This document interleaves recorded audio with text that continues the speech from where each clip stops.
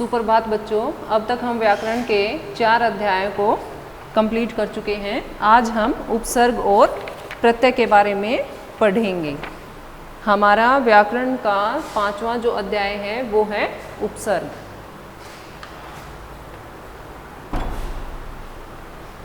उपसर्ग किसे कहते हैं?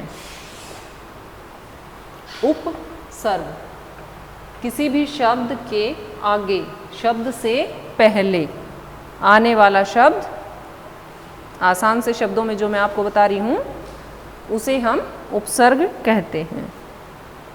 इसकी जो उचित प्रकार से परिभाषा है वो इस प्रकार से है: जो शब्दांश किसी शब्द या शब्द के अंश के पहले जुड़कर उसके अर्थ में विशेषता उत्पन्न कर देता है अथवा चेंज ला देता है, परिवर्तन ला देता है, उसे उपसर्ग कहते हैं। किसे कहते हैं बच्चों? एक बार फिर से मैं इसको दोहराती हूँ आपके लिए। जो शब्दांश किसी शब्द या शब्दांश के पहले जुड़कर उसके अर्थ में विशेषता उत्पन्न कर देता है, क्या पढ़ रहे हैं हम? उपसर्ग, उसे हम उपसर्ग कहते हैं। ठीक है, जैसे हम एग्जाम्पल देखते हैं। पुत्र, पुत्र, ये पुत्र शब्द है हमारे पास। इसके आगे हम सु, सु लगाएंगे तो क्या बन गया? सुपुत्र, एक अच्छा पुत्र, गुणवान पुत्र। अब पुत्र में हम कु शब्द जोड़ेंगे, कुपुत्र, तो इसका अर्थ परिवर्तित होकर हमारे सामने आता है। ये हुआ सुपुत्र, ये हुआ कुपुत्र, और दोनों का मीनिंग अलग अलग हुआ। ठीक है,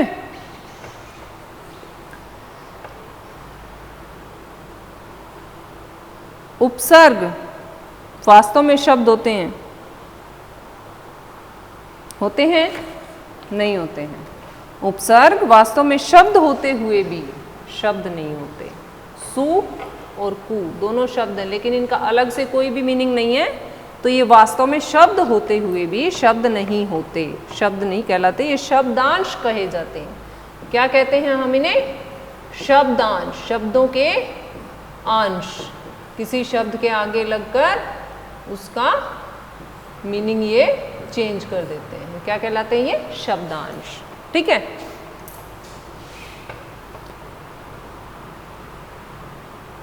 जैसे है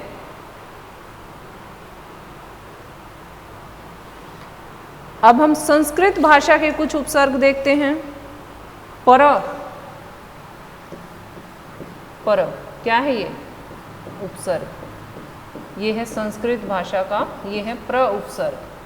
प्र का जो अर्थ है वो है अधिक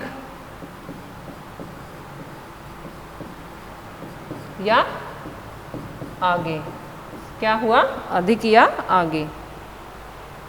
अब इसका हम प्र उपसर्ग का जो उदाहरण है वो देखते हैं। जैसे प्रवाह, बहुत तेज गति, बहुत तेज बहाव,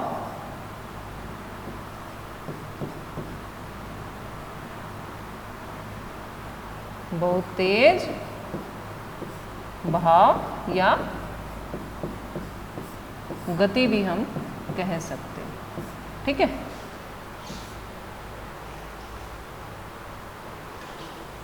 ऐसे ही परा, परा उपसर्ग है, ये भी संस्कृत का ही है। परा, अप, सम, अनु,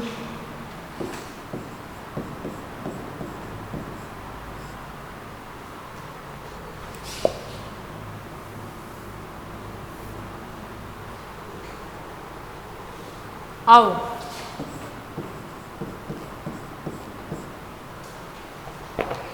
बहुत सारे उपसर्ग हैं संस्कृत के। फिर कुछ हम हिंदी के उपसर्ग हैं, जैसे ये थे संस्कृत के। अब हम हिंदी के जो उपसर्ग होते हैं कुछ मुख्य मुख्य है वो देखते हैं। उपसर्ग का आपको अर्थ सभी को समझ में आया या नहीं आया? उपसर्ग क्या है? जो किसी शब्द से पहले लगकर कोई भी शब्दांश उसके अर्थ में चेंज कर दे, परिवर्तन कर दे, वो उपसर्ग कहलाता है। जैसे भाव, भाव शब्द है, इसके आगे भाव का क्या मीनिंग था? मोल भाव, कीमत। लेकिन अभाव ये बन गया अभाव। अभाव का क्या अर्थ हुआ? अभाव से तात्पर्य किसी चीज की कमी, इसका हुआ कमी, इसका था कीमत। दोनों का जो अर्थ है वो अलग अलग हुआ। अब जैसे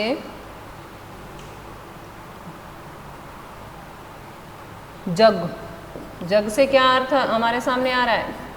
जगत, संसार या फिर कोई पात्र। इसके आगे हमने स लगा दिया, ये शब्दांश जो था ये क्या हुआ?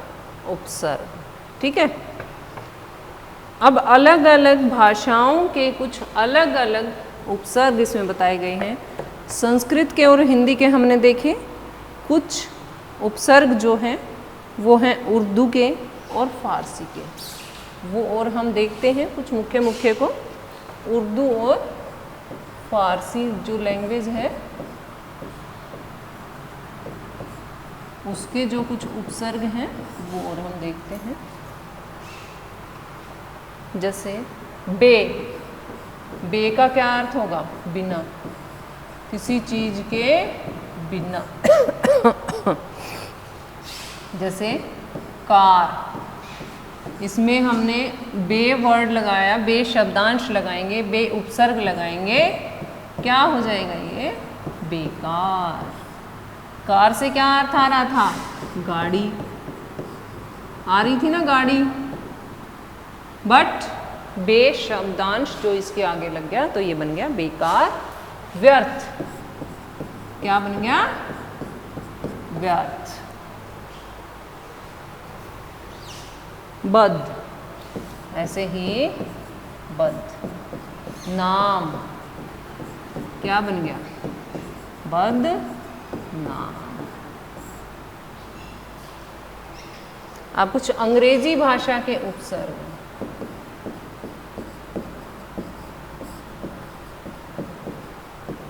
अंग्रेजी भाषा के उपसर्ग कौन से हैं? चीफ, चीफ, डिप्टी,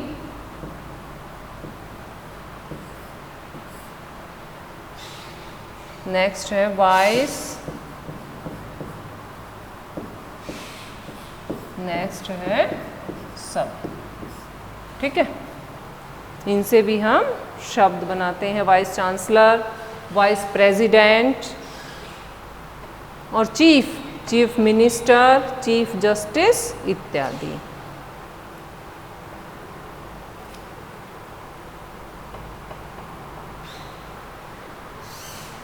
अब हम देखते हैं कि उपसर्ग शब्द जो हैं वो कितने प्रकार के होते हैं। उपसर्ग शब्द दो प्रकार के होते हैं, संधि मुक्त और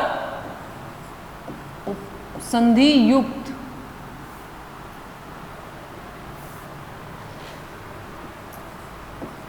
उपसर्ग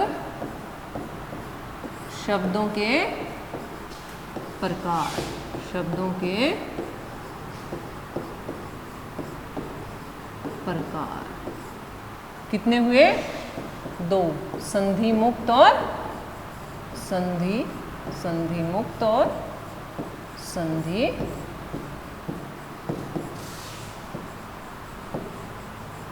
युक्त। संधि मुक्त जिनमें दोनों खंड स्वतंत्र हों, जिनमें दोनों खंड स्वतंत्र हों। सु प्लस पुत्र, आ प्लस जीवन।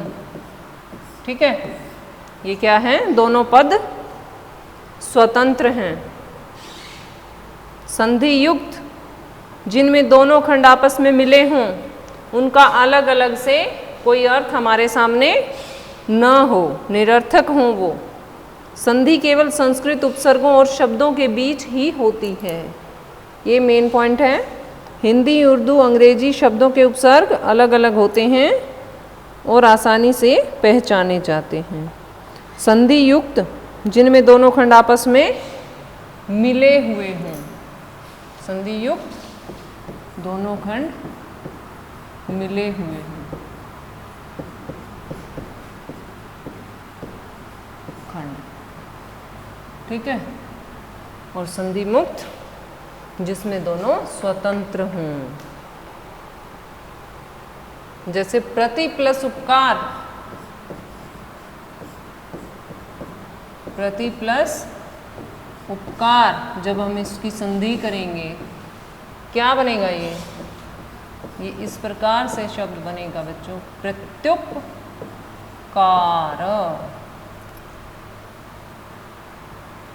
क्या बनेगा? इस प्रकार से बनेगा बेटा, प्रत्युपकार। इसी प्रकार से और शब्द भी हम देख सकते हैं। सु प्लस अच, क्या बना? ये बना आपका स्वच्छ, ठीक है। क्या थे ये? उपसर्ग शब्दों के प्रकार। अब नेक्स्ट हम प्रत्यय के बारे में जानेंगे। प्रत्यय, प्रत्यय को इंग्लिश में हम सफिक्स भी कहते हैं। उन्हें क्या कहते हैं? उपसर्ग को हम क्या कहते हैं इंग्लिश में? प्रीफिक्स, किसी शब्द से पहले आने वाला सफिक्स, ठीक है। प्रत्यय को इंग्लिश में सफिक्स कहते हैं। शब्दों या शब्दांशों के अंत में लगकर, उपसर्ग में क्या था? शब्दों या शब्दांशों से पहले लगकर, पूर्व में लगकर उनका अर्थ परिवर्तन करने वाले उपसर्ग कहलाते हैं। प्रत्यय किसे कहते हैं?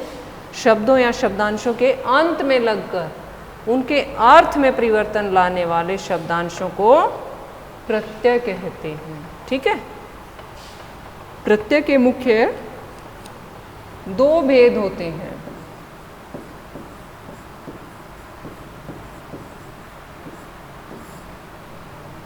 कृत प्रत्यय, तद्धित प्रत्यय।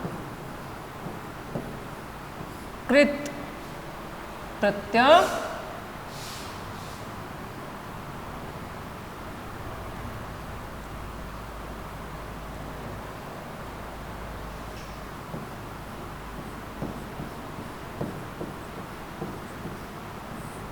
तद्धित प्रत्यय।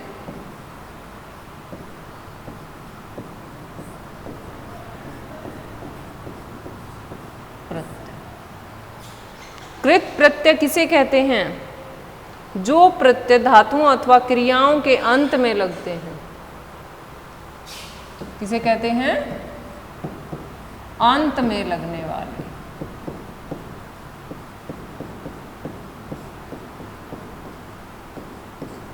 तद्धित प्रत्यय किसे कहते हैं?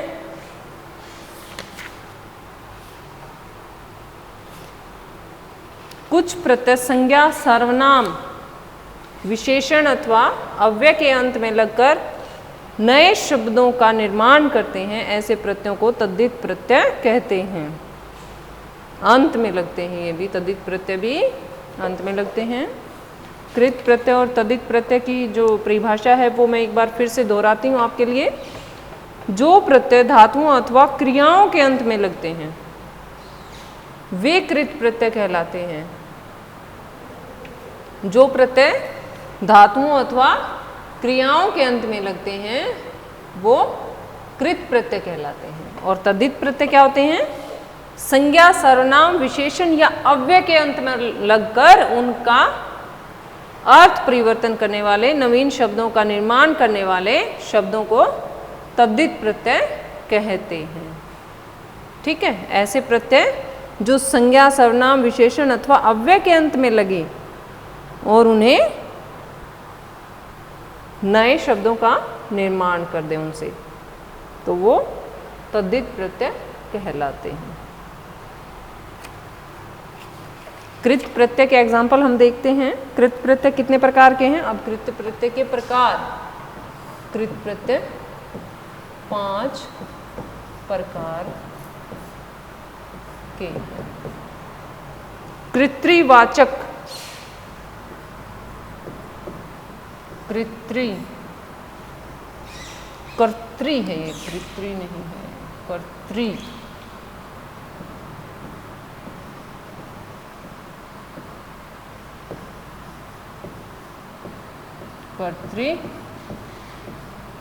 कर्तृवाचक प्रत्यय। ठीक है। नंबर 2 है कर्मवाचक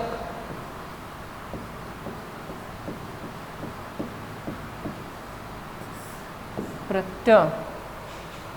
नंबर 3 है कर्ण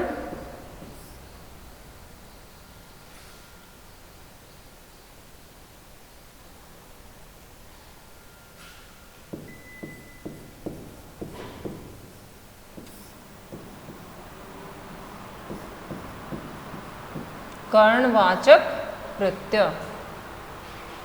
नंबर 4 है बच्चों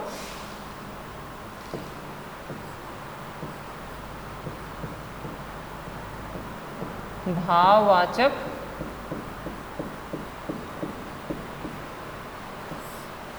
प्रत्यय। नंबर 6 है, नंबर 5 क्रियावाचक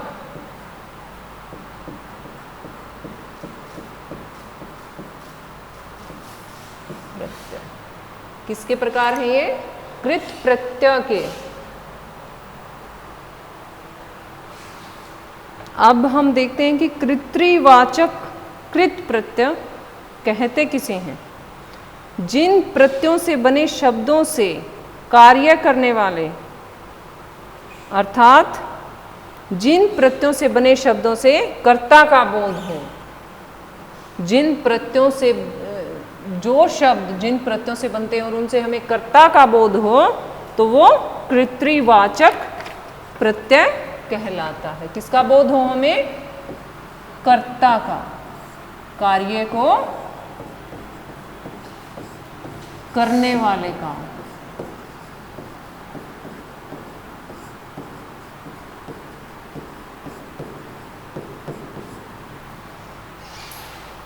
सेकंड है कर्मवाचक कृत प्रत्यय। जिन प्रत्ययों से बने शब्दों से हमें कर्म का बोध हो, वे कर्मवाचक कृत प्रत्यय कहलाते हैं। किसका बोध हो? कर्म का बोध होने वाले क्या कहलाएंगे? कर्मवाचक। कर्म का बोध जिन प्रत्ययों से हो, जिन प्रत्ययों से लगकर जो शब्द बने और उस शब्द से हमें कर्म का बोध हो, कार्य करने का बोध हो कि वहाँ क्या कार्य हो रहा है, वो कर्मवाचक कृत प्रत्यय कहलाएंगे। थर्ड था हमारा कर्णवाचक कृत प्रत्यय। जिन प्रत्ययों से बने शब्दों से हमें क्रिया के साधन अथवा कर्ण का बोध हो, उसे कर्णवाचक कृत प्रत्यय कहते हैं। भाववाचक कृत प्रत्यय, जिन प्रत्ययों से बने शब्दों से भाव का बोध हो, वे भाववाचक कृत प्रत्यय कहलाते हैं। क्रियावाचक कृत प्रत्यय हमारा नेक्स्ट है। जिन प्रत्ययों से क्रिया, विशेषण, संज्ञा, अव्यय अथवा विशेष प्रकार के क्रिया शब्दों का बोध हो, उन्हें क्रियावाचक कृत प्रत्यय कहते हैं। जिन प्रत्ययों से हमें क्रिया, विशेषण, संज्ञा, अव्यय अथवा विशेष प्रकार के क्रिया शब्दों का बोध हो, वो क्रियावाचक कृत प्रत्यय कहलाते हैं। कृत्रिवाच्य का हम उदाहरण देखेंगे। कार्य के करने वाले का जिससे हमें बोध हो, जैसे पाठक, धावक, ठीक है, इससे हमें क्या पता चल रहा है कि कर्ता क्या कर रहा है। और कर्मवाचक का जो एग्जाम्पल है, गाना, खाना आदि, ठीक है। नंबर 3 था हमारा कर्णवाचक, जैसे है कर्णवाचक का झटका, झूला, वो झटके से गिर गया, वो झूले पर झूल रहा है, ये क्या हुआ, कर्णवाचक कृत प्रत्यय। और नेक्स्ट है हमारा भाववाचक कृत प्रत्यय। भाववाचक बहाव,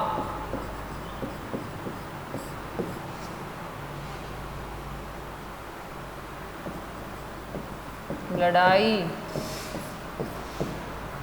थकान आदि, इनसे हमें क्या भाव पता चल रहा है, रोना, हंसना, खाना पीना, रोना, हंसना, ये भी क्या है, भाव है, कि हमें उसके चेहरे से पता लग रहा है वो रो रहा है, हंस रहा है, इस तरह से, ठीक है।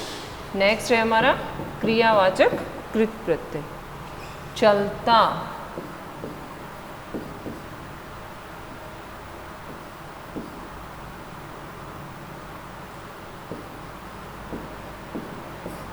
बहता, क्या हो रहा है यहाँ, पानी बह रहा है, व्यक्ति चल रहा है, दौड़ना, खेलना आदि।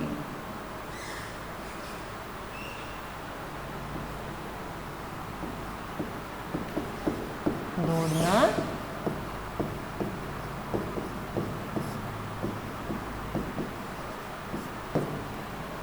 ठीक है, ये था हमारा क्रियावाचक कृत प्रत्यय। सेकंड है हमारा तद्धित प्रत्यय। तद्धित प्रत्यय भी हमारा 10 प्रकार से है। कृत्रिवाचक तद्धित प्रत्यय, नंबर 2 है भाववाचक कृत्रि प्रत्यय, नंबर 3 है हमारा संबंधवाचक तद्धित प्रत्यय, नंबर 4 है लघुतावाचक तद्धित प्रत्यय, नंबर 5 है गणनावाचक तद्धित प्रत्यय, नंबर 6 है समतावाचक तद्धित प्रत्यय, नंबर 7 है गुणवाचक तद्धित प्रत्यय, फिर है हमारा स्थानवाचक तद्धित प्रत्यय, अगला है बेटा हमारा 9वां स्त्रीलिंगवाचक तद्धित प्रत्यय, एंड लास्ट है हमारा बहुवचनवाचक तद्धित प्रत्यय, ठीक है।